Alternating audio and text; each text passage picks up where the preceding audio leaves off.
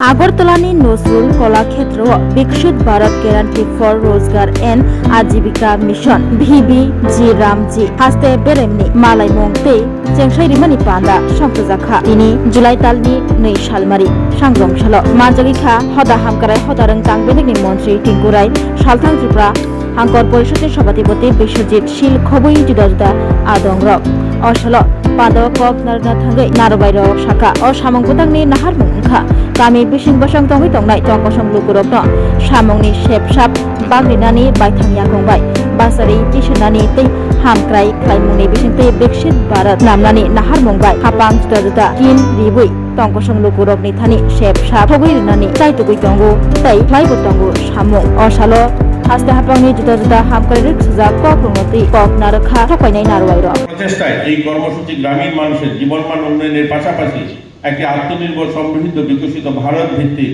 এবং আরো সুদৃঢ় করবে। আপনারা শুনেছেন, আমার আগের বক্তা বলেছেন যে 60 দিন কাজ বিরতি দেওয়া হবে, সেটা আমরা আমাদের ক্যাবিনেটে সেটাও সিদ্ধান্ত হয়েছে। 1 এপ্রিল থেকে 20 এপ্রিল অর্থাৎ 20 দিন যখন বোরো ধান, রবি এবং অন্যান্য রবি ফসল কাটার সময় হয় তখন সেটা বন্ধ থাকবে। 5 আগস্ট থেকে 14 আগস্ট 10 দিন আমন এবং খারিফ ধান রোপণের সময় সেটা বন্ধ থাকবে। 1 নভেম্বর থেকে 13 নভেম্বর রবি ফসল ও শীতকালীন সবজির জন্য জমি প্রস্তুত করা বা তখনকার সময় ক্ষেত কৃষির জন্য যে সময় দরকার হয় তখন সেটা 13 দিন বন্ধ থাকবে। 15 ডিসেম্বর থেকে 31 ডিসেম্বর অর্থাৎ 17 দিন সেখানে ধান কাটা এবং শীতকালীন সবজি এবং আলু সেই সমস্ত চাষের জন্য তখন বন্ধ থাকবে। মোট এই 60 দিন কাজ বন্ধ থাকবে। এইরকম প্রথম পর্যায়ে আমরা প্রথম বছরের জন্য সিদ্ধান্ত নেওয়া হয়েছে।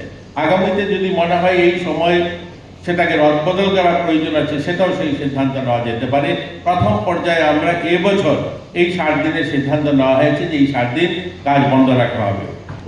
পরিশেষে ত্রিপুরা সরকারের পক্ষ থেকে বিনীতভাবে অনুরোধ করছি যে এই কর্মসূচি সুস্থ এবং নিরবিচ্ছিন্ন বাস্তবায়নের স্বার্থে রাজ্যের প্রেরিত তহবিলের চাহিদা দ্রুত অনুমোদন এবং পূর্ববর্তী কর্মসূচির অধীনে উপকরণ বাবদ বকেয়া দান দ্রুত নিষ্পত্তি এবং স্থানীয় প্রয়োজনীয় অনুযায়ী প্রকল্প নির্বাচন এবং বাস্তবায়নে রাজ্যগুলিকে অধিক প্রশাসনিক ক্ষমতা প্রদানের বিষয়টি সদয় বিবেচনা করা হবে।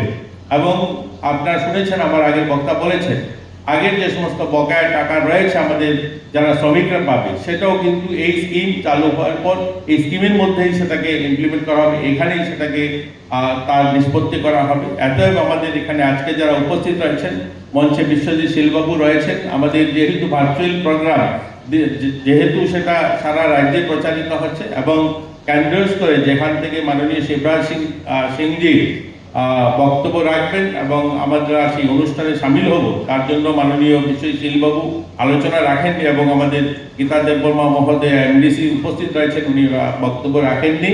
আমি ওনাদেরকে ধন্যবাদ জানাচ্ছি, ওনারা উপস্থিত হয়েছেন এই সুন্দর অনুষ্ঠানে। মাননীয় সুভাষ চন্দ্র সাহা মহোদয় এডিশনাল সেক্রেটারি, তিনিও মঞ্চে উপস্থিত রয়েছেন, ওনার আলোচনা আপনারা শুনেছেন। মঞ্চে বিশাল কুমার DMN কালেক্টর পশ্চিম জেলা, উনি উপস্থিত রয়েছেন এবং জেলা পরিষদের বিভিন্ন সদস্যগণ উপস্থিত হয়েছেন, পঞ্চায়েত সমিতির সদস্যরা উপস্থিত হয়েছেন, পঞ্চায়েত সমিতির চেয়ারম্যান, ভাইস চেয়ারম্যানরা উপস্থিত হয়েছেন, প্রধান উপপ্রধানরা উপস্থিত হয়েছেন, সদস্যরা উপস্থিত হয়েছেন, সম্মানিত নাগরিকরা যারা উপস্থিত হয়েছেন, সকলকে আমি ত্রিপুরা সরকারের পক্ষ থেকে শুভেচ্ছা এবং অভিনন্দন জানাই এবং মিডিয়ার বন্ধু যারা রয়েছেন আপনাদেরকেও অভিনন্দন জানাচ্ছি। আপনারা সকলেই এই অনুষ্ঠানটাকে সফল করবেন এবং যতক্ষণ পর্যন্ত এই অনুষ্ঠানটা চলবে ভার্চুয়ালি আপনারা এই অনুষ্ঠানে সামিল হবেন, থাকবেন। যারা ভার্চুয়ালি রয়েছেন তাদেরকেও শুভেচ্ছা অভিনন্দন। ল্যান্ড লেভেলিং করা, আজকের সময় ল্যান্ড লেভেলিং এর খুব প্রয়োজন নেই। আজকের সময় আমাদের সিসি রোড চাই, পাকা ড্রেন চাই, মানুষের স্বরোজগারের জন্য, স্বনির্ভরতার জন্য মার্কেট স্টল চাই, কোল্ড স্টোরেজ চাই।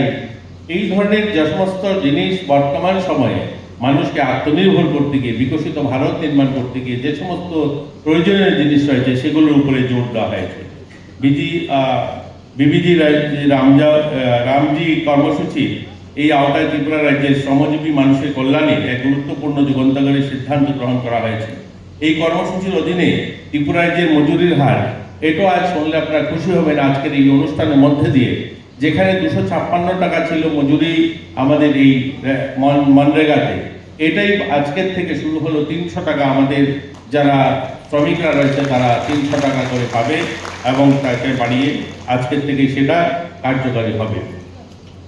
শুধু তাই নয়, কর্মসূচি কার্যকর বাস্তবায়ন নিশ্চিত করার লক্ষ্যে প্রশাসনিক ব্যয়ও 6% থেকে বেড়িয়ে সেটাকে 9% করা হয়েছে। অর্থাৎ যারা এটাকে মনিটর করেন, যারা পরিচালনা করেন, যে দপ্তরের যেখানে আগে 6% ছিল সেটাকে বাড়িয়ে 9% করা হয়েছে। অর্থাৎ এটাকে ইমপ্লিমেন্ট করতে গিয়েও যেন আরও সহায়ক, আরও ভালোভাবে সেটাকে করা যায়, তার জন্য সেটা বাড়ানো হয়েছে।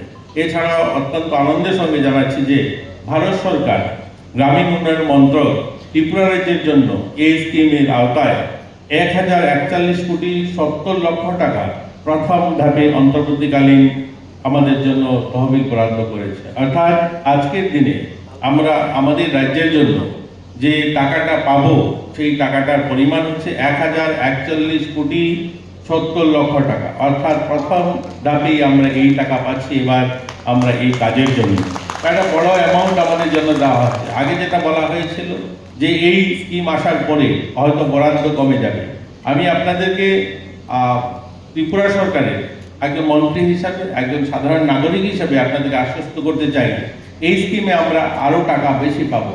কারণ হচ্ছে যে বড় রাজ্যগুলো তাদের যেভাবে তাদের জন্য স্কিম করা হয়েছে, যেখানে 60% কেন্দ্র দেবে এবং 40% রাজ্য দেবে, এই ক্ষেত্রে আমাদের উত্তর পূর্বাঞ্চল সহ হিমালয়ের যে ছোট স্টেটগুলো রয়েছে সেই ক্ষেত্রে করা হয়েছে 10 এবং 90%। অতএব বড় রাজ্যগুলো তারা সেই টাকা কম নেবে এবং আমাদের মতো ছোট রাজ্যগুলোতে বেশি টাকা পাওয়ার সম্ভাবনা রয়েছে এবং আমরা বেশি টাকা পাবো বলে আমরা আশা করছি। অতএব প্রথম ধাপে একটা বড় টাকা আমরা পাচ্ছি 1000 কোটি টাকা এবং সেই টাকা আমাদের বিভিন্ন পরিকল্পনা ইতিমধ্যে গ্রহণ করা হয়েছে। এই গুরুত্বপূর্ণ পদক্ষেপ নিঃসন্দেহে ত্রিপুরা রাজ্যের গ্রামীণ উন্নয়নের, কর্মসংস্থান সৃষ্টি এবং শ্রমজীবী মানুষের জীবনমান উন্নয়নের ক্ষেত্রে এক নতুন দিগন্তের সূচনা হবে। ভারত সরকারের নির্দেশনা অনুযায়ী আজ ত্রিপুরার প্রতিটি জেলায় এই জনসম্মেলনের আয়োজন করা হয়েছে। এই কর্মসূচিতে জনপ্রতিনিধি, পঞ্চায়েত প্রতিনিধি, বিভিন্ন দপ্তরের আধিকারিকগণ, স্বনির্ভ গোষ্ঠী এবং লাভার্থী এবং সাধারণ মানুষের সক্রিয় অংশগ্রহণ নিশ্চিত করা হয়েছে। ব্যানার, পোস্টার, তথ্যপত্র, অডিও ভিজুয়াল এবং প্রদর্শনী সহ প্রচার সামগ্রী ব্যবহার করা হয়েছে। পাশাপাশি প্রিন্ট মিডিয়া, ইলেকট্রনিক মিডিয়া, সামাজিক যোগাযোগ মাধ্যমে এই ঐতিহাসিক কর্মসূচির ব্যাপক প্রচার প্রসার যথাযথভাবে ব্যবস্থা করা হয়েছে। ত্রিপুরা সরকার এই কর্মসূচি সফলভাবে বাস্তবায়ন করার লক্ষ্যে ইতিমধ্যে সমস্ত প্রয়োজনীয় ব্যবস্থা সম্পন্ন করেছে। কৃষিকাজের স্বার্থে যে পিক এগ্রিকালচার সিজন ঘোষণা করা হয়েছে, প্রয়োজনীয় বাজেট বরাদ্দ করা হয়েছে। রিজার্ভ ব্যাংকিং অফ ইন্ডিয়ার যে প্রয়োজনীয় অ্যাকাউন্ট খোলা এবং রাজ্য থেকে গ্রামীণ পর্যায়ে পর্যন্ত আর্থিক ও প্রশাসনিক কাঠামো। Class 10, 12 pioneer ba oe kya kotma kaham. Dyna Group of Institute Bangalore to free admission. 3 eligible students ba oe government scholarship puri anai. Roni courses available to GNM and BSc Nursing, BBBSc, MSc, Paramedical and Pharmacy, BBA, BCA, BCom and MBA. College fee ni ba oe hinke na wana ni nai mani ke government scholarship by na pore mai nai. Hostel fee moha 4500 monthly mari nai. Seats soha limited and ba oe Dai free na umbo number of contact khedi tre admission la rodi.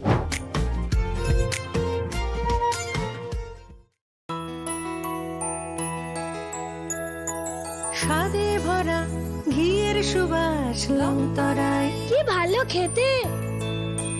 শুদ্ধ ঘিয়ের আবেশ ভরা লংতরায়, অপূর্ব সুগন্ধ, পুষ্টি ভরা ঘিয়ের খাবার, গাওয়া ঘি প্রিয় সবার লংতরায়। একেই বলে বিশুদ্ধ ঘি। বিশুদ্ধ ঘি নাম মনে রেখো লংতরায়। লংতরাই ঘি রোজ খাবারে তোমাকে চাই। লংতরায়, লংতরায়, লংতরায়।